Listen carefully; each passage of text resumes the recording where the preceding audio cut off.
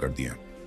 वह सोचती थी कि अगर बेटियां घर से चली जाएंगी तो वह और उसकी अपनी बेटी आराम से ऐश की जिंदगी जी सकेंगी।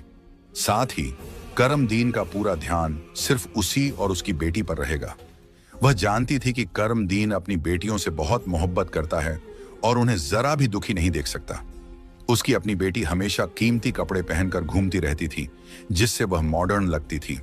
लेकिन सौतेली मां ने करमदीन की तीनों बेटियों को घर का सारा काम करने पर मजबूर कर दिया। वह उन्हें ठीक से पेट भर खाना भी नहीं देती थी और धीरे धीरे उनकी दूसरी जरूरतें भी कम कर दी। तीनों बहनें हर समय दुखी रहने लगी।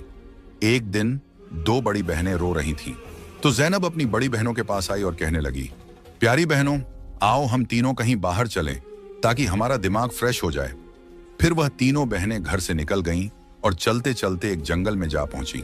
वहां एक घने दरख्त के नीचे बैठकर वे रो रो कर अपनी मां को याद करने लगीं। इतने में उनके पास से एक अल्लाह वाले बुजुर्ग का गुजर हुआ। ज़ैनब जमीन पर बैठी रो रही थी और कह रही थी, ऐ मेरे अल्लाह, हम मजलूम लड़कियां हैं और बहुत दुखी हैं। आप देख रहे हैं ना कि हमारी सौतेली मां हम पर कितना जुल्म करती है। हम कितने दिनों से भूखे हैं। अल्लाह वाले बुजुर्ग पास ही खड़े होकर उनकी बातें सुन रहे थे। फिर वे ज़ैनब से मुखातिब होकर बोले, बेटियों, तुम तीनों यहां इस दरख्त के नीचे रोज आती हो, तुम्हें क्या दुख है? तुम मुझे बता सकती हो? ज़ैनब ने रोते हुए अल्लाह वाले बुजुर्ग को सारा वाकया सुना दिया। उनकी बात सुनकर बुजुर्ग को बहुत दुख हुआ। वे बोले, बेटी, यहां से थोड़ी दूरी पर मेरी झोंपड़ी है। मैं वहां रहता हूं और इबादत करता हूं। मेरी झोंपड़ी के बाहर एक अनार का दरख्त लगा है जिस पर पके हुए अनार लगे हुए हैं। तुम जाओ और उस दरख्त से जितने मर्जी अनार तोड़कर खा लो। यह सुनकर तीनों लड़कियां खुशी खुशी उस झोंपड़ी के पास पहुंची। उन्होंने देखा कि दरख्त पर बहुत ही खूबसूरत और रसीले अनार लगे हुए हैं। तीनों ने एक एक अनार तोड़ा और बैठकर मजे से खाने लगी। जब उनका पेट भर गया तो उन्होंने बुजुर्ग का शुक्रिया अदा किया और घर वापस आ गईं।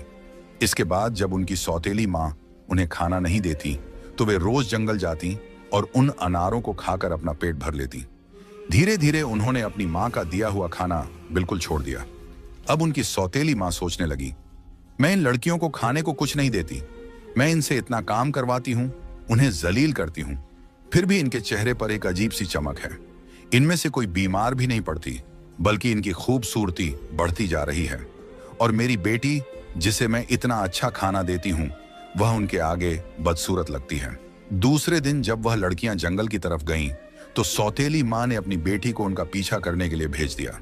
जब तीनों लड़कियां अनार तोड़कर खा रही थीं, तो ज़ैनब ने अपनी सौतेली बहन को देख लिया।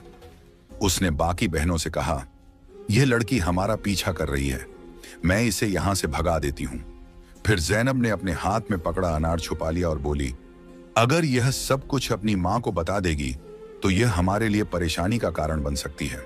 लेकिन ज़ैनब की दूसरी बहनें बोली, ज़ैनब, तुम कैसी बातें कर रही हो? यह बेचारी